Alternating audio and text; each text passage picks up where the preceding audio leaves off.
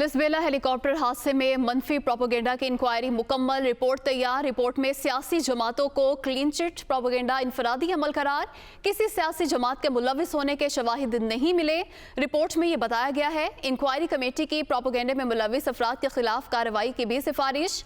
मुलविस अफराद के खिलाफ साइबर क्राइम PPC के तहत मुकदमात दर्ज करने की भी सिफारिश की गई है।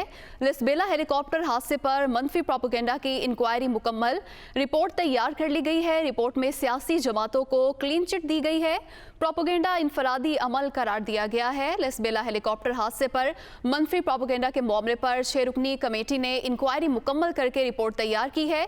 रिपोर्ट में क्या इंकशाफात हुए हैं, इस हवाले से बात करते हैं दुनिया न्यूज़ के नुमाइंदा खुसूसी कमरुल मुनव्वर से। जी कमर।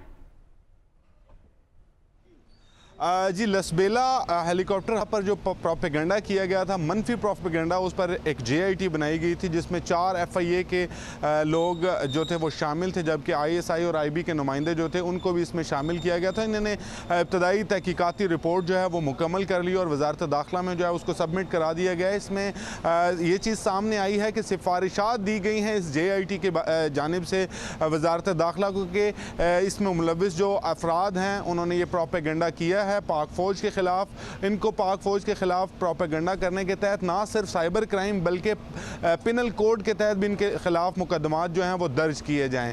इस हवाले से सिफारिशात वजारत दाखिला को जो हैं वो अरसाल कर दी गई हैं, जिसमें वाज़ेह तौर पर यह कहा गया है कि इनफरादी फेल है। जितने भी 500 से ज़ायद अकाउंट्स जो थे जिनको शॉर्ट लिस्ट किया गया था, उसके बाद उनसे इंक्वायरी की गई और उसके बाद ये चीज़ साबित हुई कि ये लोगों जो इसमें शामिल अफराद हैं इन्होंने ये मनफी प्रोपेगेंडा जो है इनफरादी तौर पर किया है, जिसमें बड़ी तादाद जो थी वो मुख्तलिफ सोशल मीडिया अकाउंट्स के ज़रिए की गई थी और अब सोशल मीडिया अकाउंट्स जो थे उनको भी ब्लॉक कर दिया गया है और उस हवाले से उनसे उनकी रिपोर्ट जो है वो भी कर दी गई है। ये कहा गया है इस हवाले से अब ये रिपोर्ट जो है वजारत दाखिला के पास मौजूद है। आज इस पर एक अहम इजलास होगा। जो JIT की रिपोर्ट, इंक्वायरी रिपोर्ट सबमिट करवाई गई है, उसके बाद ये फैसला किया जाएगा कि कितने मुकदमात, कहाँ मुकदमात दर्ज किए जाएंगे और किन दफ़ात के तहत इन लोगों के खिलाफ मुकदमात जो हैं वो दर्ज किए जाएंगे।